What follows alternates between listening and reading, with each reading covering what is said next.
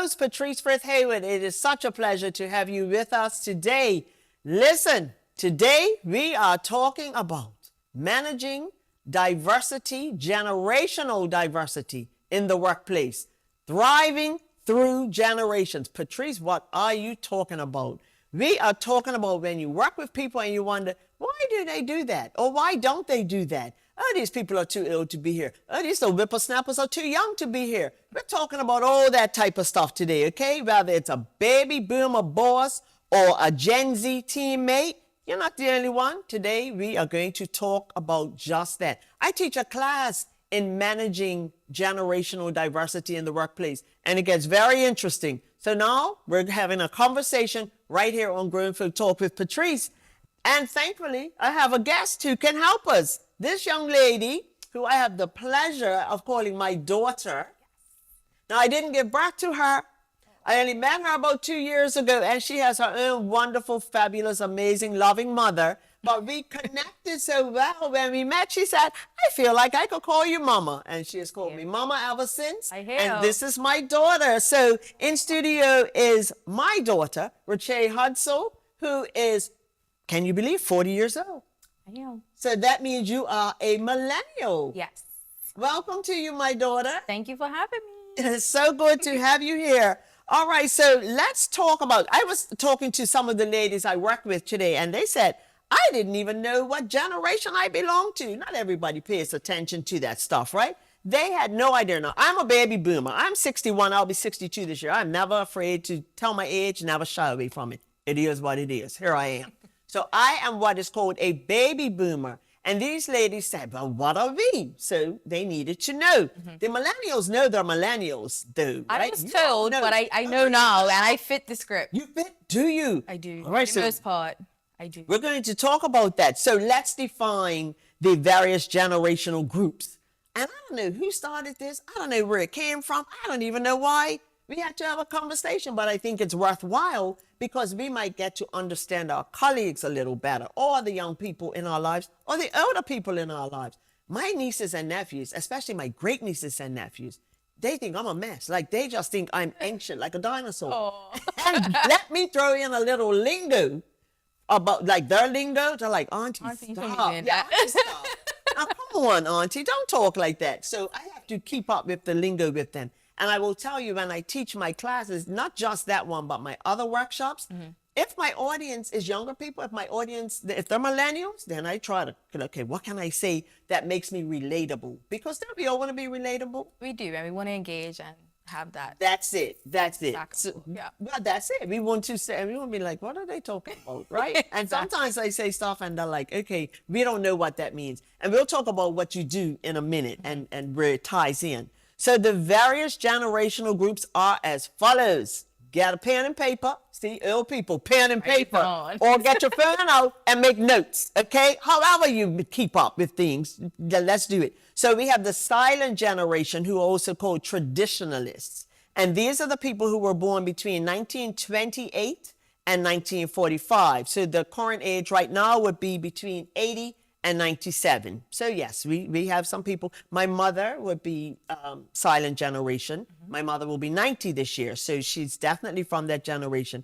But this says their workplace style. None of these people are still working. But when they were, they followed hierarchy. They avoided conflict, and they were dedicated and structured. For the most part, not everybody avoided conflict. But and so that goes to say that these descriptions don't suit everybody, right? Got you.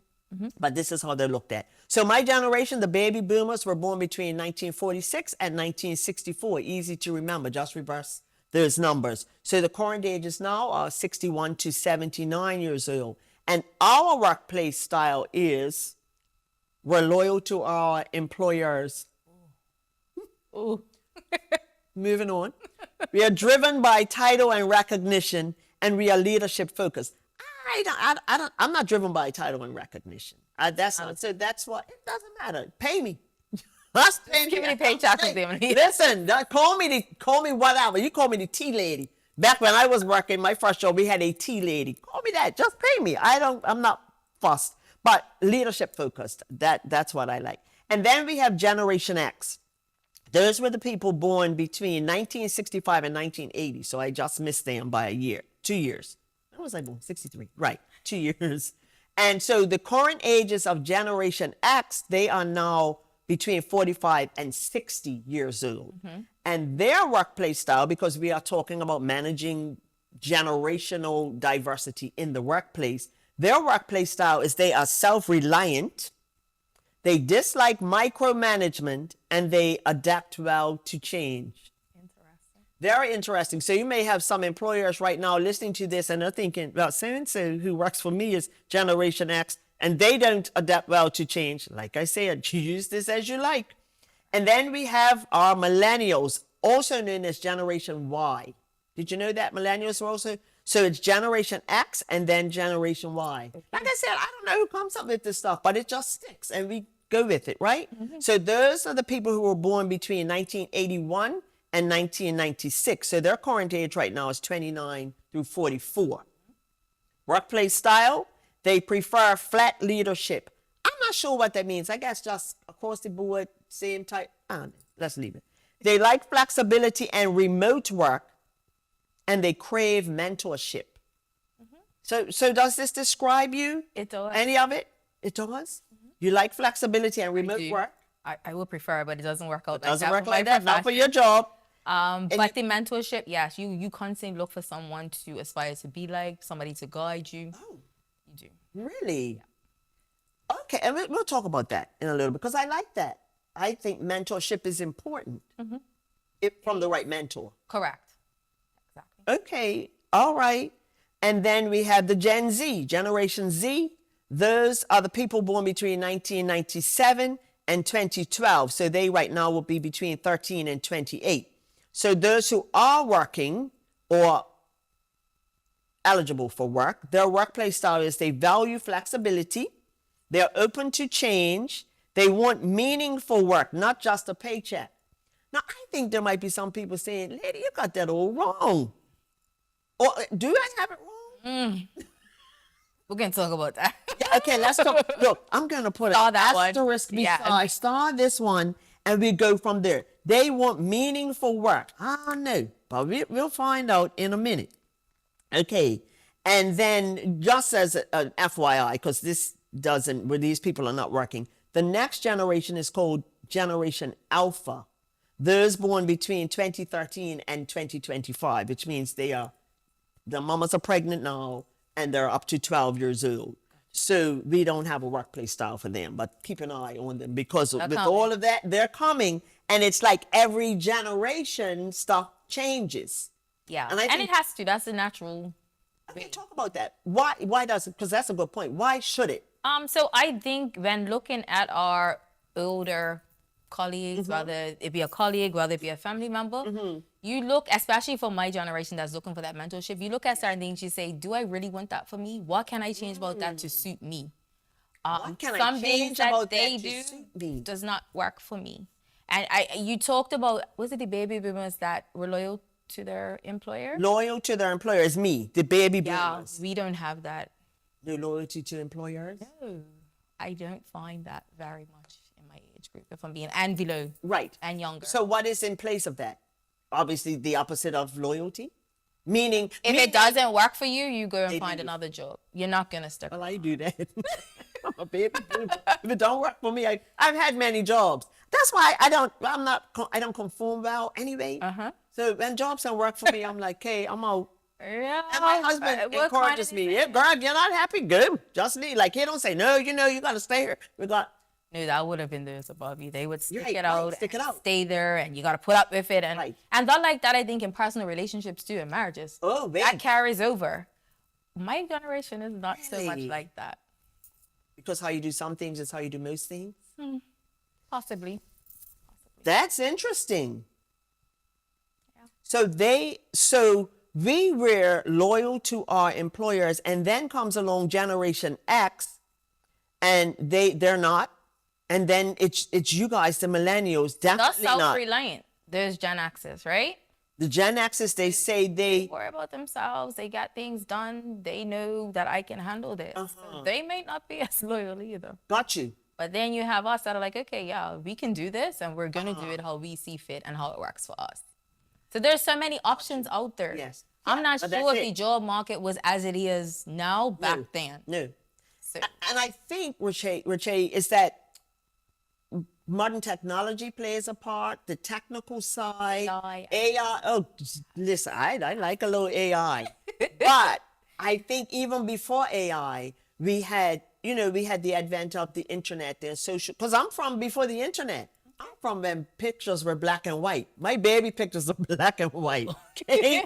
All right. I'm from when the buses were green.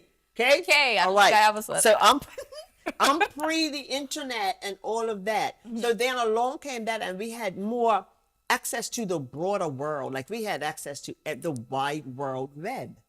And so life changed. And then 5 years ago, we had COVID. And that shifted a whole lot. Even our mindsets about work, loyalty, the whole showing up. Like here we have you talked about remote work. That was unheard of when I started working. Remote. What is that, right? What is that? No, you come into still work. happens. No. But the thing is, you know what I think the thing is? This is a great point to tie in. Let's say baby boomers who are managing people. They're from the era when you went to work every day, Monday to Friday, 9 to 5. You work from home. Like, what was that? So now that was something we had no choice but to do. Then when, okay, we're all back to life is back to normal. Okay, come back to work, because they are not open to saying, that was a great model. Let's continue that. Yeah. I'll tell you a funny story. Years ago, my dad, bless his heart, I worked for an exam company in Bermuda, and they had introduced flexi hours. So I'm talking almost 30 years ago, right? They had these flexi hours. And so I was living next door to my parents. So I'm going by like 9:15. My dad's like, you're late. Now I'm grown and married, but my dad is looking out the window because he's the silent generation. He's the traditionalist where they follow hierarchy, they avoid conflict, dedicated and structured. So he said, you're late. I said, oh no, Daddy, we have flexi hours on my job. He said, well, what does that mean? So I said, it means if I get there 9:30, then I knock off 5:30. If I get there 9:15, I knock off 5:45. He said, that makes no sense to me. I said, well, luckily it doesn't have to. You're not my boss. And so in his mind, that was the most absurd thing he had ever heard. 2 weeks later, I'm going by 9:30. Yeah, late. Like, he could not wrap his head around that. Because they're so focused on the structure that they always had, they cannot see outside of that. That's it. They can't. That's it. And so if they are, so of course, the silent generation hopefully are not leading people right now. They are not still working, right? That hopefully my generation is well balanced enough to say, yep, that's how we came up, but this may work. Let's try it, yeah. Right. But that's the difference in leaders and managers and leaders and supervisors, isn't it? Yes, it is. So tell us, what do you do?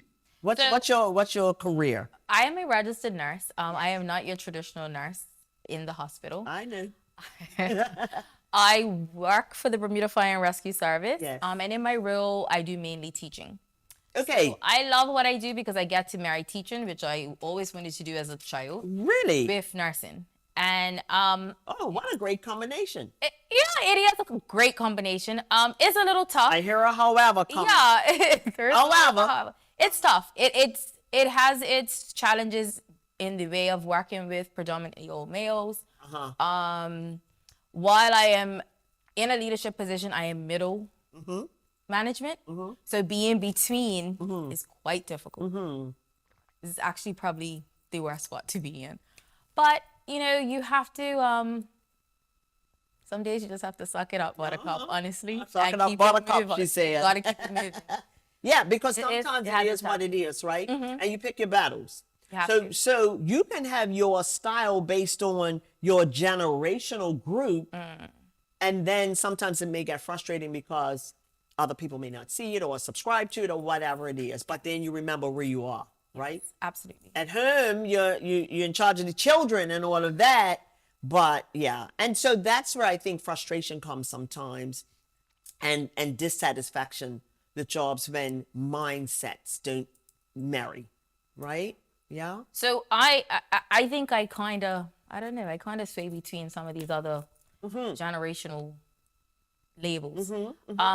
I am very much a backbone person, and I stick to principle. Okay. Right? Okay. So when I see people swaying from things like that, no matter what generation they're from, I have issues with that. Okay. That really bothers me. But again, it's something that I have to work through. And we get through it. We talk. Communication always is what gets you through that stuff. Right? Well, then, if that's the case, how do you find, because nothing in here really talks about communication styles in here, except like the silent generation, they avoid conflict. That's not really a good form of communication, right? So here we are many, many years later. If communication is mastered, and really is mastered, but at least if the attempt is made to hear each other out, as opposed to shutting people down either because they're too old, as I said earlier, or they're too young, they don't know what they're talking about. Both of them think, well, they don't know what they're talking about because they're too old. They don't know what they're talking about because they're too young. When really it's not fair to either set. Sometimes you're shut out too because you're a female and not a male. Oh, well, we know that. Oh, don't we know? So that's tough as well. Yeah. And having to articulate yourself so that you are being respectful, but you're also getting your point across. Right. It can be tough. Of course. Yeah. Of course. And so we stand our ground, right? You must. We stand. Now, so working with men has its benefits. So interestingly enough, you should say that. So way back in the 1980s, as you know, I worked with your dad. And I worked in a department where 53 people and 52 were men. So you was the lone female? I was the lone female. Wow. And that, I tell you, I did it for 10 years. That's a long time. And it is because it worked. I was treated like the queen. Listen, because I put my foot down early. So I didn't allow the guys to disrespect me. I went this job to work at 19. And I was this cute little tiny 19-year-old, like, really, really cuter than I am now. And so I made sure that they understood that they couldn't disrespect me. It doesn't always work for people. But I put my foot down. And so what happened? They had no choice but to respect me because I hate to use the term, but I demanded it, right? Hello. And it didn't help that two of my brothers worked there too. And so a they couple had of your back. cousins. Right. But the guys did. And so I was treated with respect. I was treated, one or two of them didn't quite get the memo and they had to be put in their places, right? But so I enjoyed working with them, but I also was not management. I didn't have to manage them. I didn't have to take You weren't directly. That's it, right? So there, yeah. That's the tough part. That would be it. Not everybody wants to hear what needs to be done from a female millennial. How dare you? Times two. How dare? How dare you? Yeah. So let me ask you a couple of questions, and you may or may not know the answer. If you don't, we'll move on. So what might be, and I think you may have covered it already. What's a common misconception that the older generations have about millennials' ethics, your work ethic in the workplace? I think that they truly believe we should be like them, first of all. And that's not gonna happen. At all? Not even a little bit? Certain parts of what or who they are and the way they do things, we may do it. Right? Okay. But I think that they probably have a hard time accepting the fact that we are not them. And I even think of my parents, like talking to my parents sometimes, especially my mom. Don't get in trouble. My real mom. Yeah, your real mom. Let's clear that up. Sometimes she just doesn't understand why I do what I do. How come you, like, what do you mean? You're going to have Barbara calling you by the time you leave.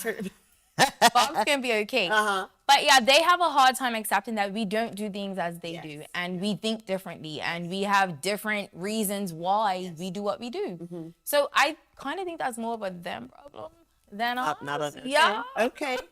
All right, and I get it. I get that. But and in the workplace, so sometimes you'll have let's even still talk about my generation, the baby boomers, who we think like, okay, where do work mama, right? And so depending on I think it's all about relationship building, really. If you have developed a great relationship with people in that you respect that they're there, regardless of how old they are adults. They've been hired to do a job. They have some knowledge and or experience. So let's let's respect them in that. Yes. Respect, period. But let's not have this, nah, I've been here all these years, this is how we do things. Oh, no, young lady, we don't do that like that. That's where the breakdown in communication comes, and that's where they tend to lose respect for us. Yeah, and you're actually going to lose that person in general, because that now puts them up against the wall. They're not being heard. They can't express themselves because that person's not being receptive to what they feel is important or a different way to do things, right? That's right. So yeah, that will push somebody in a corner and say, you know what? I can't talk. You're not listening. Right. What do you want me to do? Why would they come back and talk? Correct. So we have to listen a little more, right? Yes, please. She said, yes, please. Okay. Ma'am. I have a story that I love to tell. So some years back, I hired a young lady who would be, I guess, a millennial, probably. Yeah, she would be a millennial. So this has been some years back, maybe 10 years ago. Let's say 8, and I'm just trying to tie it in. Doesn't really matter. But so day one, she comes on the job, and so I have her in my office, and I gave her an assignment to do. It's this task I wanted to do, this project I wanted to develop. So she's writing notes and everything. And then she left my office and she went to hers, and she was in her phone. So I said, oh man, don't tell me this is what we're doing. Like day one, you're in your phone, like you've been here 15 minutes. What are we doing? Luckily, I didn't say anything. I said, all right, let's see where this goes. And I left her. And within the hour, she emailed me what I had asked her for from her phone. Researching. She was, millennials don't necessarily go straight to the laptop or a computer. She works in her phone. So if I had said, excuse me, I gave you something to do and you're on your phone, like, I'm already going to back her up a little bit. Oh, this is how we do this. I'm not being given a chance. Give us a chance, please. Give you a chance to do something wrong before we expect you to do something wrong. Then I tell you, this young lady was one of the most brilliant people I've ever worked with, Danae. She taught me a lot. I learned so much from her because I gave myself the permission to let her be who she was. And so many things I wouldn't have learned had I said, oh, no, that's not how we do it. Oh, you don't need to do it on your phone. You have a laptop and you have a computer. You need to. Why? She gave me what I asked for. Why does it matter how we reach the desired result if we're reaching the desired result? As long as nobody's being hurt or breaking the law. Nobody died. Exactly. What's the problem? So what I really loved about what you said is that you learned from her. A lot older people tend to, or can possibly think that they can't learn from someone younger. And that's not true. Oh my goodness. But the same way I can learn from you and you can mentor me, I can do the same for you. That's it. Right? And it's about being receptive to that. Being receptive. Deciding, choosing to be, okay, let me see what these lot have to offer. And then they will come to us a little more. Yes. And they're now willing you open up the door to say, you know what, I want to listen to you. That's right. Let's work this out. Yeah. Not everybody gets that. And so, you know, they make fun of us. We have so many stories we can tell. And our millennials, and I didn't like to say you lot or you all, our millennials do things a little differently, but they're getting stuff done. You're a nurse. Your millennials can be nurses. They're not there's children, oh this, that, they're lazy, they're that. No, it's not. It's really not. But I think patience makes a difference too. Having patience on both parts. I talked about my mom being from the silent generation, the traditionalist. She was talking to my great nephew who is a Gen Z. So he's 21. So last year before, she was talking to him about a lady and she said to him, oh, Miss So-and-so said to give her a call. She's listed, okay? So he said, what that mean? Listed, like she's on A-list? Like she's a VIP? She said, no, she's in the phone book. He said, I haven't heard that in a long time. He wouldn't know. Exactly. That probably ended in my era, right? I'm sure. Yeah. So she was like, well, who doesn't know what a phone book is? So I said, Ma, they don't look in the phone book. She said, well, how do they know how to reach people? So it's a different way, right? I love she that. was perplexed that he did not know what a phone book was. And he was, what? What's listed? She's an A-list, like a VIP. It was hilarious. But so we learn things are changing, and that's not what we do anymore. We don't look in a phone book for things. Right. Facebook. I don't know. I don't have I say, hey, and if I say it, she's gonna answer. Hey, SIRI, look up the number for Cynthia, because if I say it, that thing's gonna answer. Even when I'm not talking to her, she does. Oh my goodness. And then I say, look up the number for such and such. So, and the other day I'm in my car driving, and I said, hey, so call Lee Mobile on speaker. And so they said, calling Lee Mobile. And then she said, oh my gosh. What is going on? Right. She must be like, what is happening? What type of Jackson's world are we living in? It's funny you say that, because I reminded my mom the other day. I said, when I was younger, you told me that they were going to have flying cars by now. Like, it was always the general, you had something to look forward to, right? It was always some sort of something that was going to be coming in your time. I said, well, where are these flying cars? They're coming. Trust me, they are coming. They are coming. So as a millennial, what type of leadership style do you respond to best? What's your perfect type of leader? It might be easier for me to tell you what I don't respond to. Okay, tell me that. What I do not respond to well is micromanagement. And I just had this conversation today. So, it is easier for me to talk about. I've left a job because of that. Yes. I don't need to be told every step of the way what to do. Okay, if you want to check in on me to see how I'm doing, I would really appreciate that. But to constantly, what are you doing? Where's this? I can't. I can't. I am independent. Yes. I don't need for somebody to be constantly up behind me. Yeah. And I think there are quite a few in my generation that are probably like that. We can thrive. We can do what we have to do. Just let me know what I need to do. Yeah. Give me the tools to do it. Yeah. It's done. And you lose interest if the micromanagement just turns up, right? Definitely. Okay. I do appreciate someone that will say, here's the tools. What do you need? Right. What can I do to help you? I'm not saying completely just let me off on my own, but I don't need you right up behind me beside me. Nothing. Yeah. If I come to you and ask you for something, that's another thing. Yeah. But micromanagement. And I think we lose sight of the fact that you, regardless of your generation, you're an adult. Yes. You are an adult. You're grown. You have your way of doing things. Like, there may be times, I'm sure your mother might want to, your other mother, the real mama, might be saying, oh, that's not how I raised you, or you. I'm a person. I'm an individual. Yeah, and I found a way to do things that work for me, right? Yeah. And it may be different. It doesn't mean she was wrong. No, it doesn't. It just means it's a different way. And we have to give you all that level of respect as adults. We can't run you. We can't tell you what to do. It's counterproductive. But it's not right. It'll be counterproductive. I love that. Yeah. Okay. So we talk a little bit about the tech world. So tech versus tradition. So how do you handle communication differences? Like, some people prefer email versus text. Some do face-to-face, conversations. Nowadays, your boss can send you something in a WhatsApp, a document, or whatever. Or some people may prefer to email. Some people want to call. Some people want,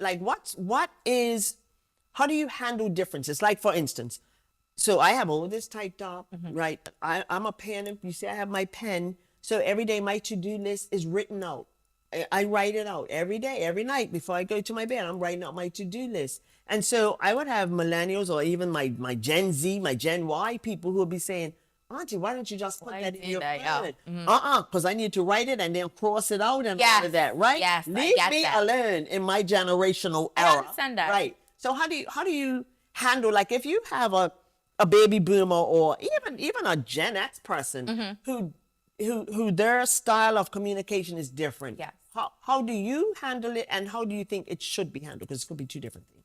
Okay, so I think that I am a bit fluid. I can move back and forth and do what is convenient for all involved. Okay. I also believe that there's some sort of personality that goes with that too. So I like to talk to people and communicate with people. Okay. So to sit in a meeting is fine for me. There are people that would rather sit behind a screen, turn the camera off, turn the mic off, and just listen. That's not me.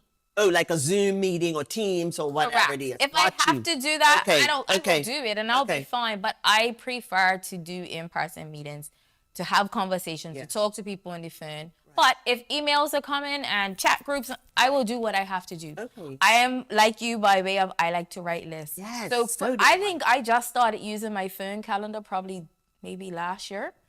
Before that, I had a planner and an agenda, and I'd write everything down. My bills had a section. Yes. I'm ticking off this. Oh, this is somebody's birthday. I think I'm your real mama. I think I'm your real mama because that's me. That was me, but I'm starting to, like I said, I'm fluid. I can go back and forth, but I do prefer to write things down and be old school in that way. Right.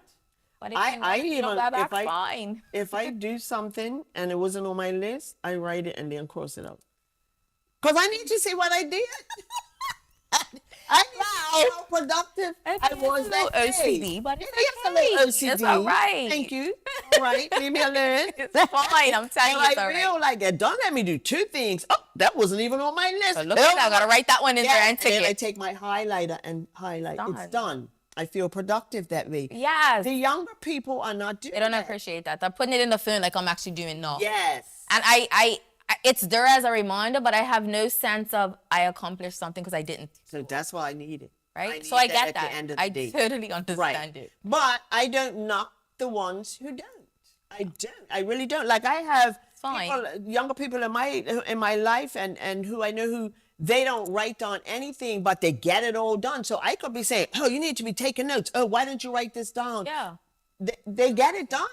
They don't have to. Wait till they got my edge and the memory starts betraying them. And they're going to need to write it. They are going to write it down. That's right. So I think that may be one of the biggest differences is the whole tech versus tradition part of it. I think that might be where we struggle. Now, we know older people who have gadgets and electronics and all of that. And so some of them go along with whatever's happening.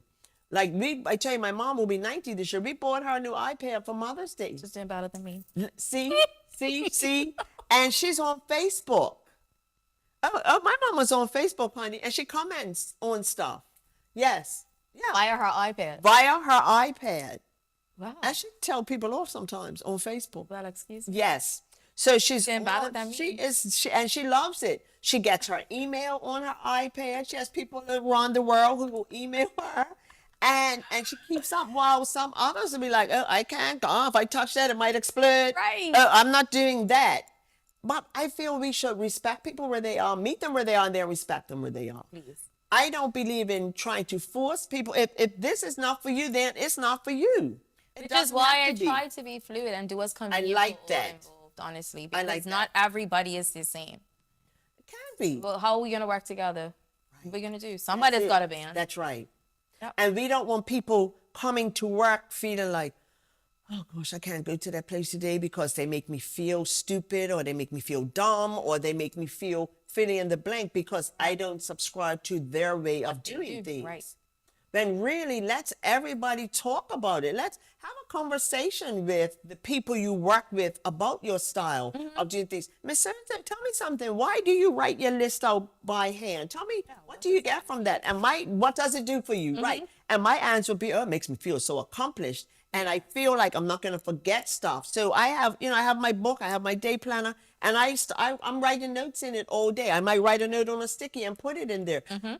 I'm involved in a lot of things. I do a lot. So I have to keep up. Yes. And like I said, I'm good 62. My memory just betrays me sometimes. Like it just goes off somewhere and does things on its own, right? Yeah. And so I feel like I got things covered if it's written down. So when it's written down and I'm able to refer to it, I rarely get everything done on my to-do list. But then I move it over to the next day. That's all. Leave me alone. It works for me. And that's all that matters. That's all that matters. So the people who don't, then I'm not going to say you should be writing stuff down. Why are you not keeping notes?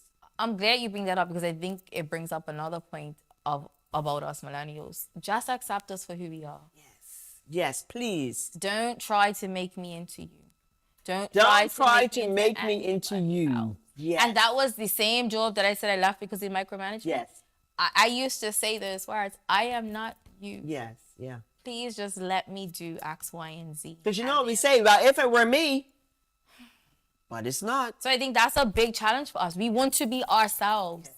And some people struggle with that. So the fact that I just want to do that and be that, please. I got you. Allow me. I got you. Yeah? Please allow them to be who they are. Let's us allow them to, because you all are an amazing group of people, that age bracket, so amazing and so intuitive. And so a lot of you come into your own on your own because somebody won't just let you be. So then you go back and you do your thing. Mm-hmm.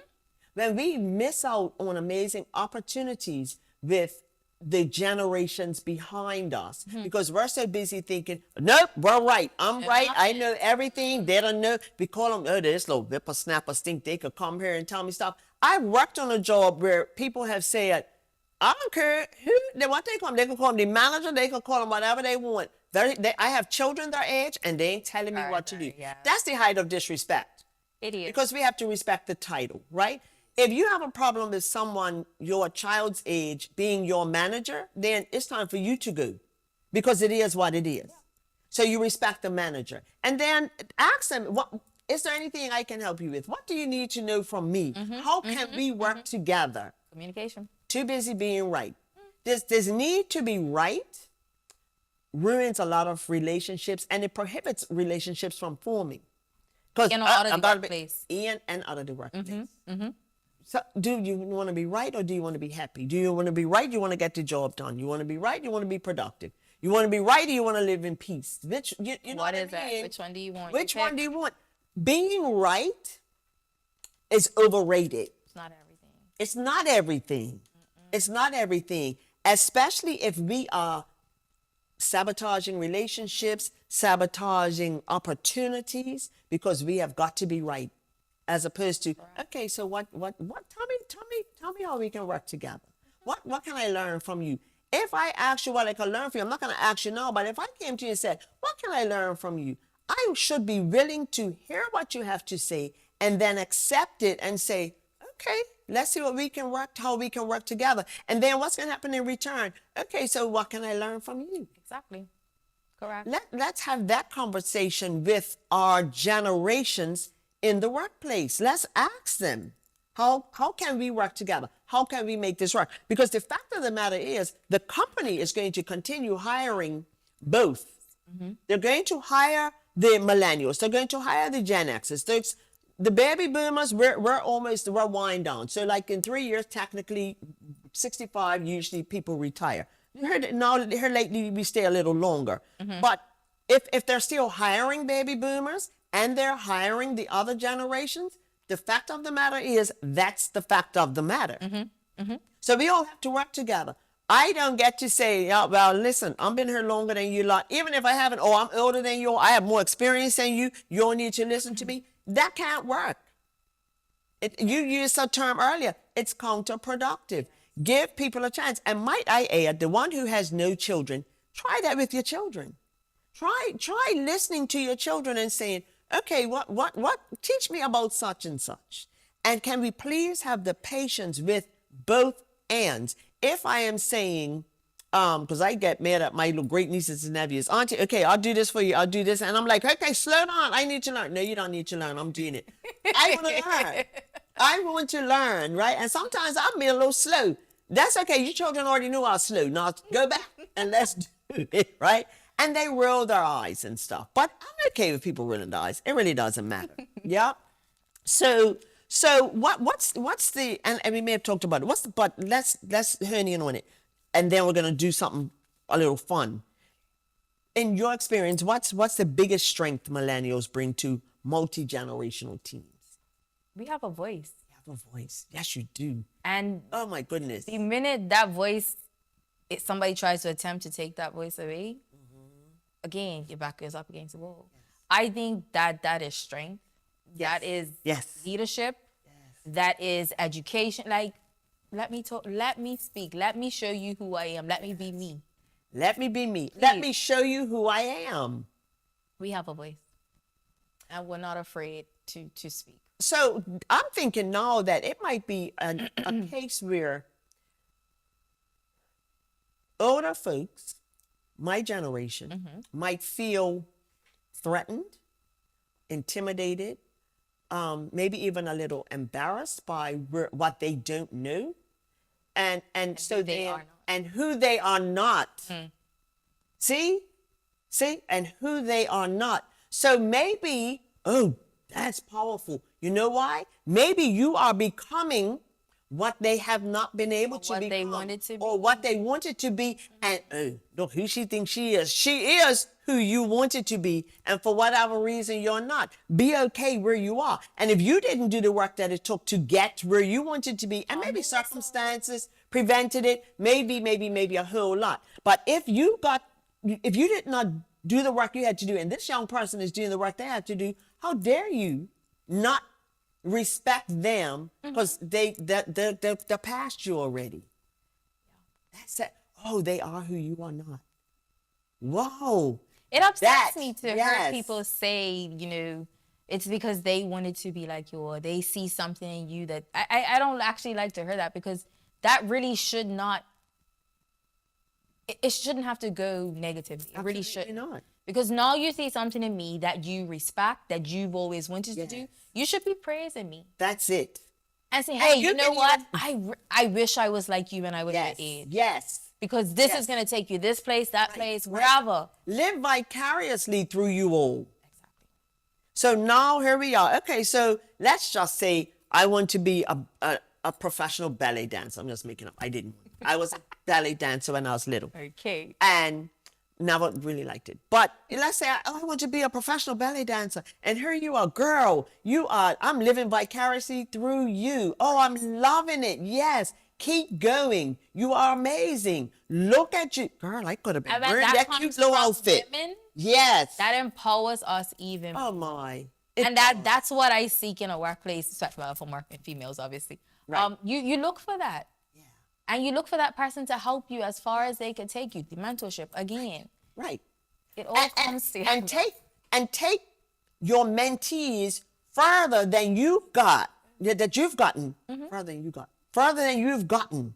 Take them, push them, do whatever you can. Enable them. Enable them positively. Yes. And then you can look back and say, look at me.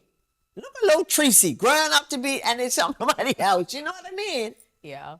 That's what we need. But insecurity will stop that. Jealousy will stop that. Self-doubt, sabotage, all of that stuff will stop that, right? You are correct. We're not giving people a chance. Let's find out that they're not as brilliant as we thought they might be when they're not brilliant. Let's let them be brilliant and then praise them, as opposed to, I already knew that. You can't teach me nothing. Listen to me, hear me out, push me. Listen to you, hear you out, and push you. That's not asking for a lot. I didn't think so either, but not everybody can do it. No. And that's okay too. You said not everybody can do it. You're absolutely, no, not everybody can, because it's not in them. Have the ability. That's not what they want. People want us to do well, be better, as long as it's not better than us. Sometimes just don't, but just don't be better than me. Don't accomplish more than I. That's a different conversation. It's always somebody better. You know what I mean? Of course. You have to accept that. That's it. It's okay. It is. It's okay. Learn from them. Girl, I'm telling you. Okay, I want to talk about some slang. The slang struggle. I may not know it either. You may not know, but I have it here. I did some research, okay? I call it the slang struggle, because I tried to keep up. And then I find out that nobody, because all my little nieces and nephews, 31, who keep me in check. Auntie, nobody says that anymore. We stopped saying that. You real fast. In a minute, because I think I'm old sharp, so I'll say something and they'll say, somebody get your auntie. We don't say that anymore. So in my day, the baby boomers and some of the Generation Xers, so we grew up saying stuff like, that's dread. I still say that's dread. If I see something I like, I say, that's dread. And somebody will always turn around and say, did you just say that's dread? Yes, that's dread. That's cute, right? Like that. Isn't that dread? Only because I grew up hearing that stuff. Your parents would have been the They ones said to the say, same that's thing, dread. yes. Tell them I said they're dread. Because I still say it. We said right on. We said cool. We still say cool. You all think cool is new. It's ill. It's ill. Okay, gotcha. And then we'll say, oh, I'm hip. Like if you told us something like, oh, today I was on a talk show and you say, oh, I'm hip. Like, okay, oh, God, no. Meaning, oh, I got it. Oh, I got you. Oh, see, I didn't See, know that one. that's not that dread. That's why. To me, oh, I'm hip. see, I'm Like, I learning got from it. you. See, learn. Come on now. And then we call cars short. Oh, she got a new short or she got a new whip. Whip I'm familiar with. But whip didn't start with you all. We started whip. Thank you very much. Familiar. I said I'm familiar. I've never heard the other one. Oh, yeah, short. Interesting. No, she got a new short. And there's so many more, but we'll talk about Gen X. So Gen X, Gen X, not you, they had started with word, whatever. And this is research I did, so it may or may not be correct. Something's bogus, fat, the P-H-A-T. Talk to the hand. Like pretty hot and tempting. Yes, that's it. Is that what it means? Yeah. Yes, that's the one. Yes, P-H-A-T. They talked to, they say, no, they thought they were talking about somebody's crib. They were going to somebody's crib. We said crib. As a host. As a house. you. I knew the that crib, one. and things are fly. Now, the millennials, correct me if I'm wrong. Sure. You brought up lit. Is that my generation? That's what it said, and I researched it. Listen, I have to talk to my daughter sometimes because I don't And how old is your daughter? She was getting 13. Right. I was talking about Riz the other day. Oh, Riz? I said, well, what is that? Oh. It's what? charisma. Charisma. So you I finesse had it, people. but I took it out. And I know finesse. I took Riz That's out a 'cause I was popular like, one. I I heard it today in my Shut up. class of students who were all recruits I was and like, nobody said young. this. Really? Riz, you have charisma. That's basic. You finesse people. You know how to Finesse talk people. and- I know the finesse. Oh, yeah, you can finesse That's that. the one I knew. I got that. Salty, Yes. adulting, yes, queen, Yes, all that. balling, big boy. Yeah, that would have. Yeah, a few years back. That would, really? Yeah. And then somebody was ghosted. Yes, On that's fleek. correct. Yeah. So the young lady who I hired, who taught me a whole lot, she came in one day and she said, Miss Patrice, I like the shoes. I said, don't want flack in it. She said, Don't "Fleek." know. He said, see, I can't keep up. I said, I don't want flack. She Well, said, you "No, go no, shop, I want too. fleek." I did. I thought I was dread. It's all right. Burn shade, Yes, that's correct. right? Bay, you refer to your loved one, your yeah. person, your Yeah, bae. significant other as bay before anyone else. That's bay. That's what it means, right? Yeah. Before anyone else. Well, I I'm don't know. making it up in my You head. probably made that up. I thought it was just short for babe. I think it's before anyone else. Oh, that's cute. I like that too. That's dread. Absolutely. Did you all start turned? Turn. Like, Turn, yes, you yes, guys yes, turned? probably. Like turn, you turn up? Yes. Gosh. But turn could be good and bad. Because turn usually is, oh, she was turned. She had like 3 shots and she was turned. Yes, Okay, that's cool. what. See, I know what I'm talking Yo, about. you got it. And then fam. That's you guys, fam. Hey, fam. What's good, fam? Right? Family. And then we have Gen Z. And the Gen Z people are the 13 to 28-year-olds. That's wretched. That means you're messy or what's up. Am I right? Yes. No cap. Oh, you. I know And cap. Bet. Did Bet come in this one too? Who? Bet. You always say it. Me? Oh, B-E-T. Okay. I thought you were saying B-A-T. No. Bet. Bet. Like, yup. I got that from my crew, from my squad. I got that from my squad. Yes, bet. So when you say something, all right, I'll meet you there. Okay, bet. People fall out. The young people fall out. And you say I it. say bet. I know you didn't just say. I think I'm used to it when I talk to you. No, Initially, right. I was like, whoa. I know one of my cousins says stuff that makes me say bet. And then Okay. she falls out laughing. Okay, bet. So cap, I got cap or no cap. Lies. Right, a cap is a lie. Oh, somebody said something the other day. I put a spin on it. It was hilarious. Like, the head's bare, meaning they no cap, Smart. no cap. The head is bare, no That cap. one That was a right little weird. here. I knew exactly. It's giving. Yes. I know it's giving. Yes. It's giving very much cute. Demure. So all that. Is that one on Oh, I there? hate the demure one. Why? What is it saying? Oh, I'm very mindful, very something, very demure. Yes. I hate it. Oh my dear. I don't even know why I hate it. It drives me crazy. my. I don't like it. It's just overused or something. It's not even in here. I'm I saying would have like, put it anyway. And then slaps, that's slaps. Yes. It's amazing. That's amazing. I just learned that one yesterday. And then it's delulu. Yeah. Oh, she is delulu. Crazy. Hair the videos on But in a playful way or not. Betty is here. Okay, Look at that. Okay, That's that better. means yes. That's okay. Confirmed. Say less. I love saying say less too, because back in my day we said, "Oh, say no more." So they changed it. It's the same. Yeah. They changed it to say less because too many words, I guess. So say less. I just learned a few months ago. Oh, she ate. Hey, I didn't know that one. You don't know that one? So if you're looking really, really cute, oh, you ate. Like, or if let's say you were in a fashion show and you model, you went to walk away, oh, she ate. Or whatever you did, oh, she ate. That means she killed it. She did that. Keep up, honey. I know. I'm going to get it together. Your mama knows. Okay? Research. Research. And then it's twin. Like twin. Like you call each other, oh, hey, twin. Right? You know that one? Yeah, my nephew will call, and so I only let him call me twin. Like, I'm like, no, because you know, my twin. Yes. That's it. I'm call me twin. And then shorty. My 21-year-old nephew calls me shorty. Hey, shorty. I take it as a term of Do you endearment. feel good about it? Yeah, I love that for you. I love that for I must you. be some of his company. Yeah, so he'll call me. If he messages me, he'll say, "What you doing, shorty? Hey, twin. What's good, fam?"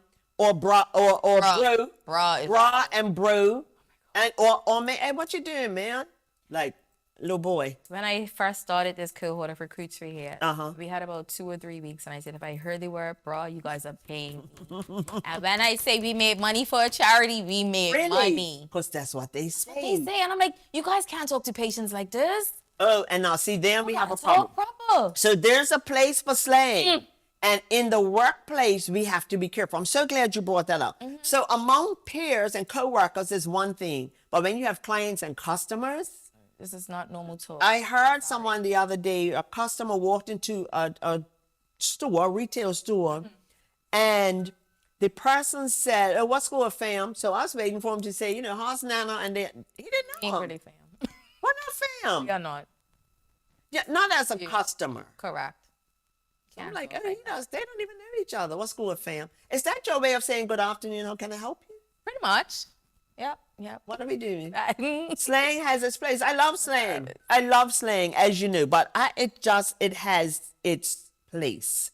So that's all I have for the slang. I didn't do any more. I did the baby boomers, Generation X, the millennials, and the Generation Z. Because after what's that, the Generation Z? but that's all we have. It's the 13 to 28-year-olds. So between them and the Gen Ys, but actually it's probably most of y'all, they start sentences. Every sentence gets started with, I ain't gonna lie. What is that about? Because are you lying to me? Right. So every does sentence that gets mean started. any other time you are lying? I'm trying to figure it out still. And that's gonna where lie. I feel a little like, I'm like, oh. That's the same recruit Okay. class. I'm like, guys, Okay. I feel like you're lying if you're saying that. So sometimes it does, like, there's a little gap, like, should I be saying that? Sure. Or sometimes I just say it for, like, my nieces and nephews to ha. But I wouldn't say it for right, because I'm too ill for that, I guess. So then you're feeling like, maybe I'm too ill. I don't know. Well, I run this slang. I run this slang. They don't say run no more in it. See, I'm It's trying all to right keep though. up. I'm following you though. I understand Thank you it. very much, fam. I love it. I love the slang, but slang does have its place, right? So the older generations will say, why can't you children just speak proper English? Yeah, it drives them crazy. And the younger generation will say, this is it. This is our English. know. Yeah. And it's unfortunate when they go into job interviews and they cannot separate. And I've seen that too.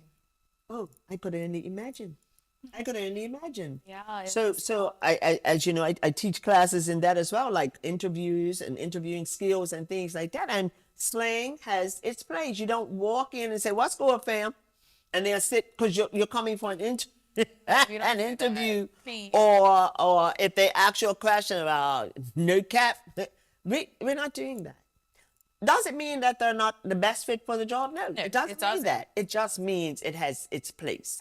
as Needs to does communicate everything a little else. bit better. Just a little bit better. Yes, that's it. So then it has to be taught. And that's why I'm teaching the classes in companies. Yeah, it's needed. It's necessary.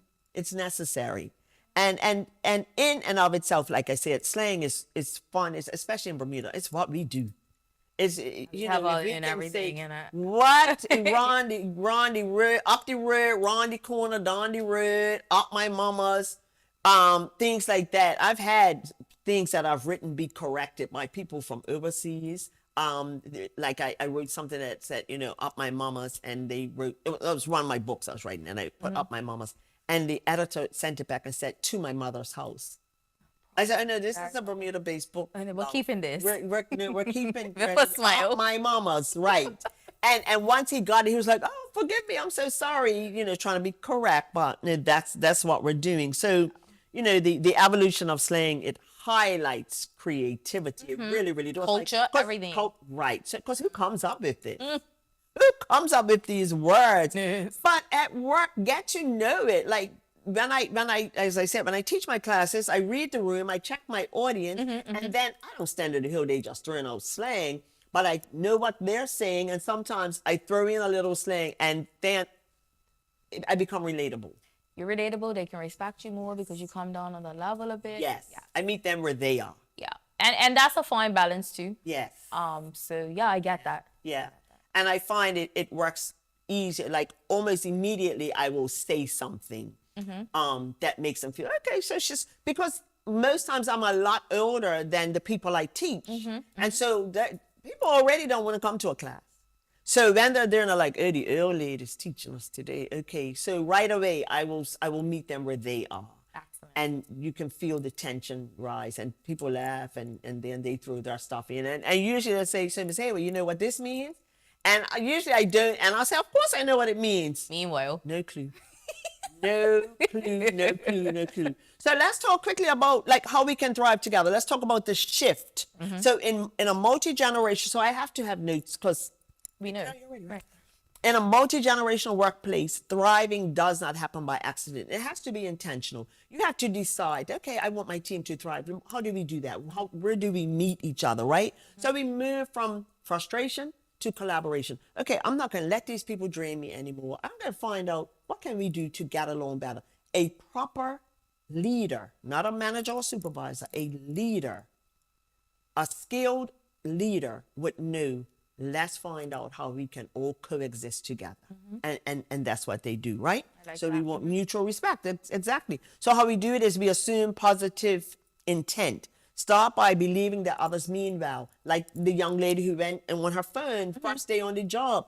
All right, so she hasn't done anything wrong yet. I don't know what she's doing on her phone.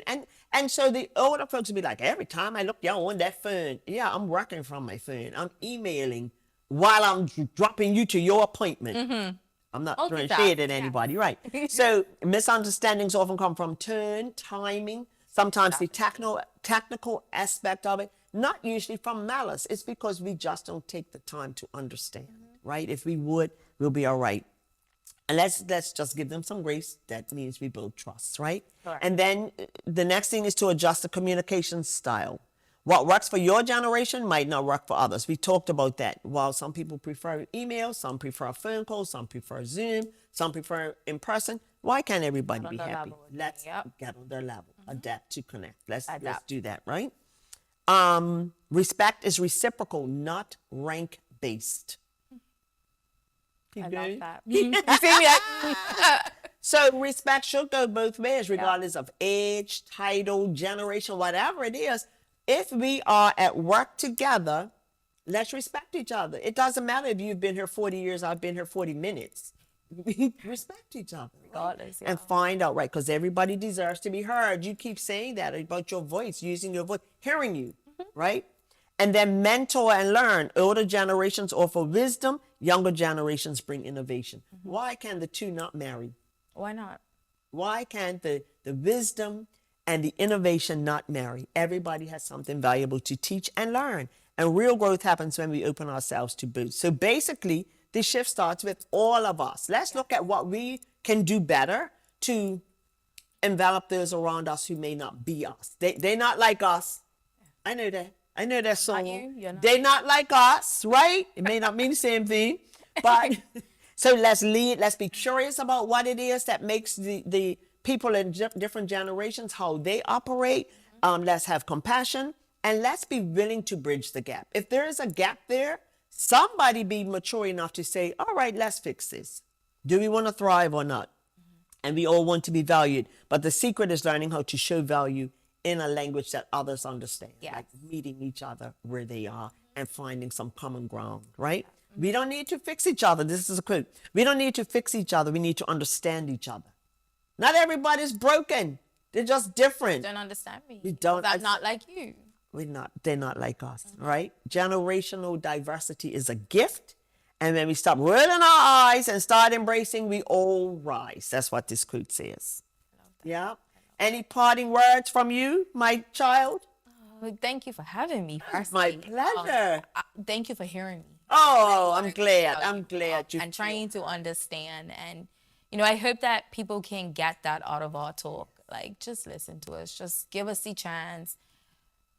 Let's do it together. That's it. That's it. That's it. Yes, I agree. And I pledge to do my part to listen a little more, to allow you to be heard a little more.